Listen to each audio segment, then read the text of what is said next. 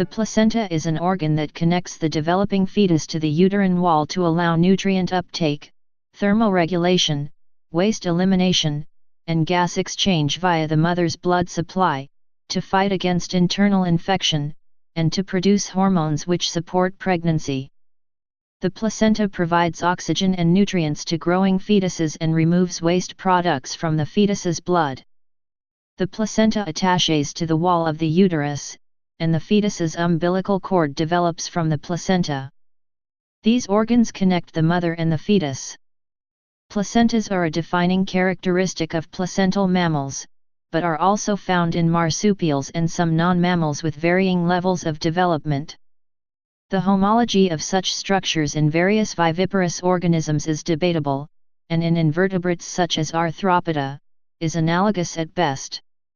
The word placenta comes from the Latin word for cake, from Greek placounta, accusative of plakos, flat, slab-like, in reference to its round, flat appearance in humans. The classical plural is placentae, but the form placentas is common in modern English and probably has the wider currency at present. The placenta functions as a feto-maternal organ with two components, the fetal placenta, chorion frondosum, which develops from the same blastocyst that forms the fetus, and the maternal placenta, decidua basalis, which develops from the maternal uterine tissue. It metabolizes a number of substances and can release metabolic products into maternal or fetal circulations. Structure. Placental mammals, such as humans, have a chorioallantoic placenta that forms from the chorion and allantois. In humans, the placenta averages 22 cm, 9 inch, in length and 2.5 cm, 0.81 inch, in thickness, with the center being the thickest, and the edges being the thinnest. It typically weighs approximately 500 grams, just over 1 pound. It has a dark reddish blue or crimson color. It connects to the fetus by an umbilical cord of approximately 55-60 cm, 22-24 inch, in length, which contains 2 umbilical arteries and 1 umbilical vein. The umbilical cord inserts into the chorionic plate, has an eccentric attachment. Vessels branch out over the surface of the placenta and further divide to form a network covered by a thin layer of cells. This results in the formation of villus tree structures. On the maternal side, these villus tree structures are grouped into lobules called cotyledons. In humans, the placenta usually has a disc shape, but size varies vastly between different mammalian species. Physiology. Development. The placenta begins to develop upon implantation of the blastocyst into the maternal endometrium. The outer layer of the blastocyst becomes the trophoblast, which forms the outer layer of the placenta. This outer layer is divided into 2 further layers, the underlying cytotrophoblast layer and the overlying syncytiotrophoblast layer. The syncytiotrophoblast is a multinucleated continuous cell layer that covers the surface of the placenta. It forms as a result of differentiation and fusion of the underlying cytotrophoblast cells, a process that continues throughout placental development. The syncytiotrophoblast, otherwise known as syncytium, thereby contributes to the barrier function of the placenta. The placenta grows throughout pregnancy. Development of the maternal blood supply to the placenta is complete by the end of the first trimester of pregnancy, approximately 12-13 weeks. Placental circulation. Maternal placental circulation. In preparation for implantation of the blastocyst, the uterine endometrium undergoes decidualization. Spiral arteries in decidua are remodeled so that they become less convoluted and their diameter is increased. The increased diameter and straighter flow path both act to increase maternal blood flow to the placenta. There is relatively high pressure as the maternal blood fills intervillous space through these spiral arteries, bathes the fetal villi in blood, allowing an exchange of gases to take place. In humans and other hemochorial placentals, the maternal blood comes into direct contact with the fetal chorion, though no fluid is exchanged. As the pressure decreases between pulses, the deoxygenated blood flows back through the endometrial veins. Maternal blood flow is approximately 600–700 ml/min at term. Fetoplacental circulation. Deoxygenated fetal blood passes through umbilical arteries to the placenta. At the junction of umbilical cord and placenta, the umbilical arteries branch radially to form chorionic arteries. Chorionic arteries, in turn, branch into cotyledon arteries. In the villi, these vessels eventually branch to form an extensive arteriocapillary venous system, bringing the fetal blood extremely close to the maternal blood, but no intermingling of fetal and maternal blood occurs. Placental barrier. Endothelin and prostanoids cause vasoconstriction in placental arteries, while nitric oxide causes vasodilation. On the other hand, there is no neural vascular regulation, and catecholamines have only little effect. The fetoplacental circulation is vulnerable to persistent hypoxia or intermittent hypoxia and reoxygenation, which can lead to generation of excessive free radicals. This may contribute to preeclampsia and other pregnancy complications. It is proposed that melatonin plays a role as an antioxidant in the placenta. Birth. Placental expulsion begins as a physiological separation from the wall of the uterus. The period from just after the child is born until just after the placenta is expelled is called the third stage of labor. The placenta is usually expelled within 15–30 minutes of birth. Placental expulsion can be managed actively, for example by giving oxytocin via intramuscular injection followed by cord traction to assist in delivering the placenta. Alternatively, it can be managed expectantly, allowing the placenta to be expelled without medical assistance. A Cochrane study suggests that blood loss and the risk of postpartum bleeding will be reduced in women offered active management of the third stage of labor.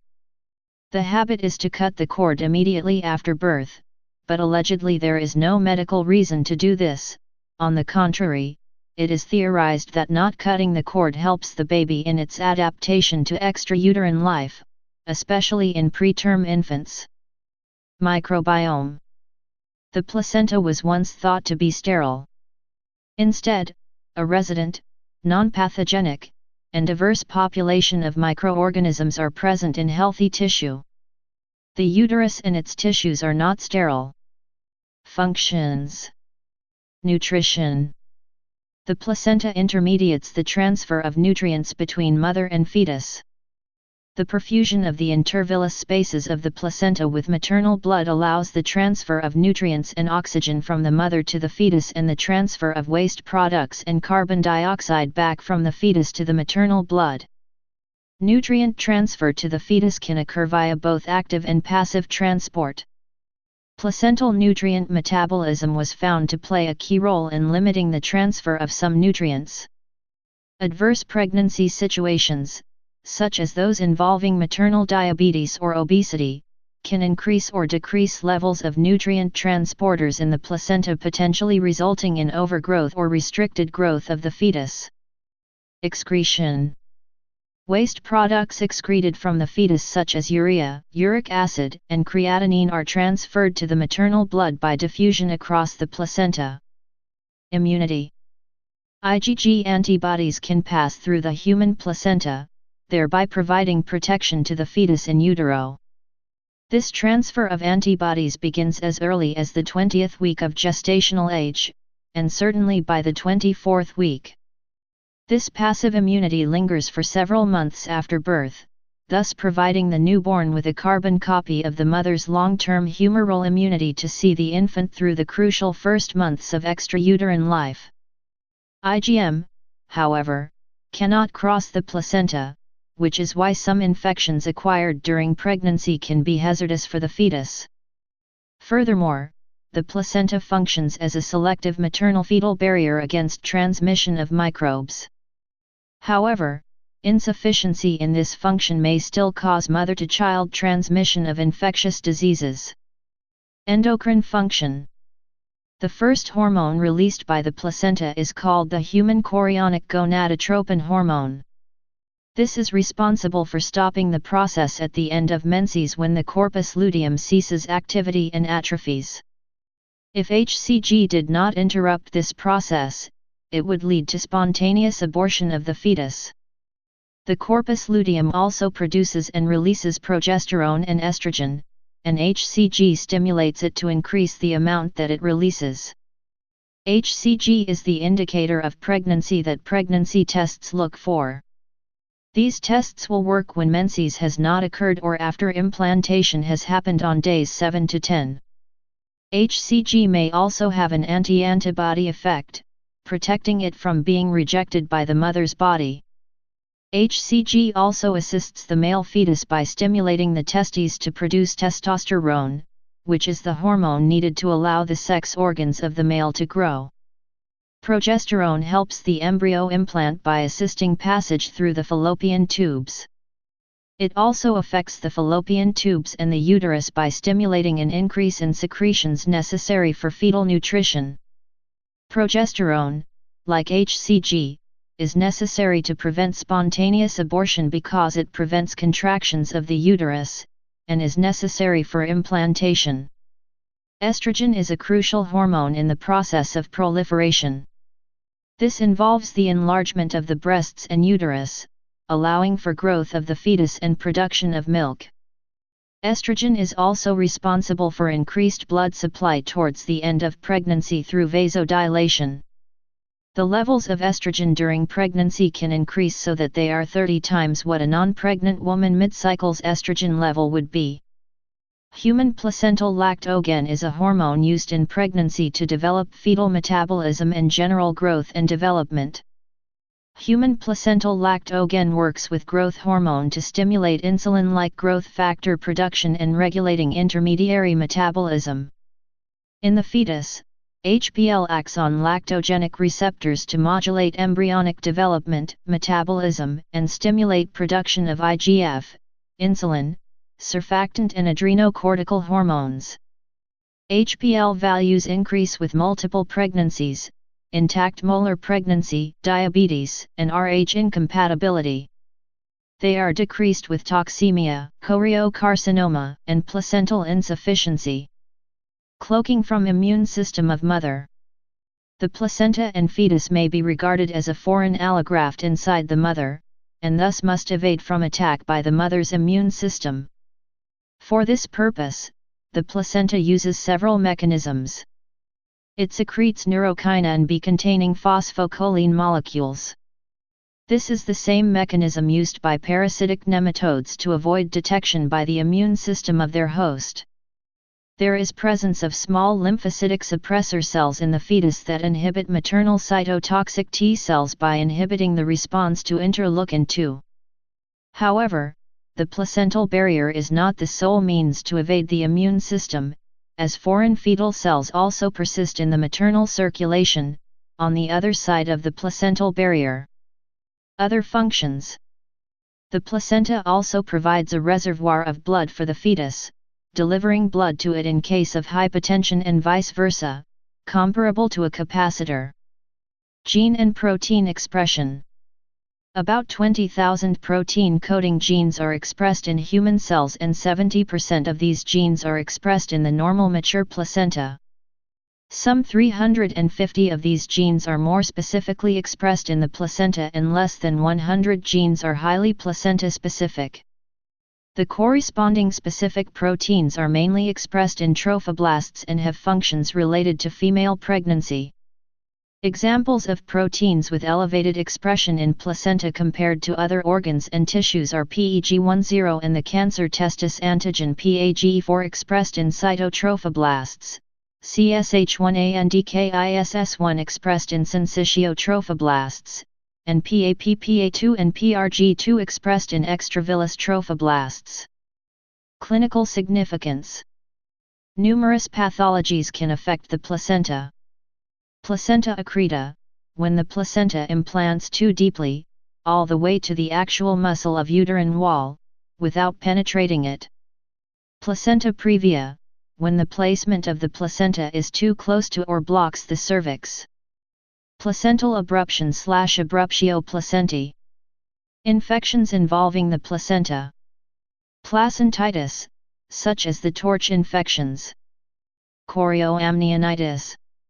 Society and culture. The placenta often plays an important role in various cultures, with many societies conducting rituals regarding its disposal. In the Western world, the placenta is most often incinerated. Some cultures bury the placenta for various reasons. The Maori of New Zealand traditionally bury the placenta from a newborn child to emphasize the relationship between humans and the earth. Likewise, the Navajo bury the placenta and umbilical cord at a specially chosen site, particularly if the baby dies during birth.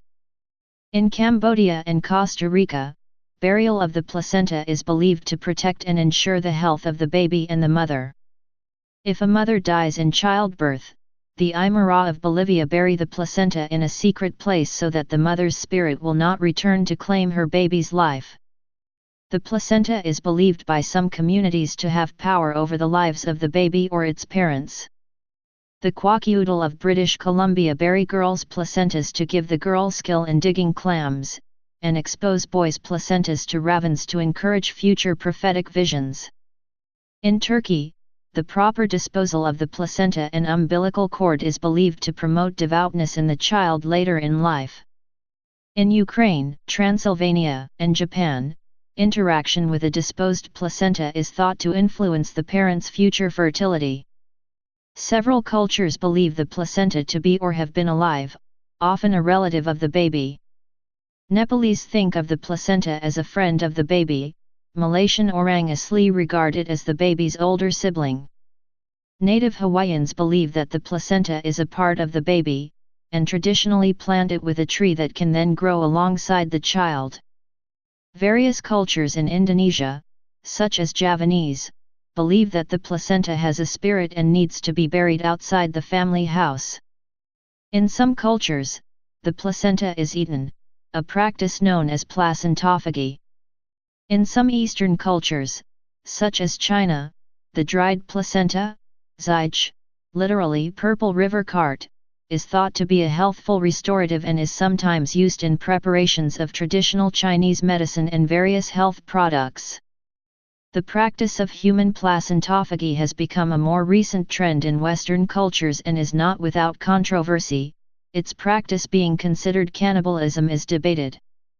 Some cultures have alternative uses for placenta that include the manufacturing of cosmetics, pharmaceuticals, and food. Please subscribe and thanks for watching.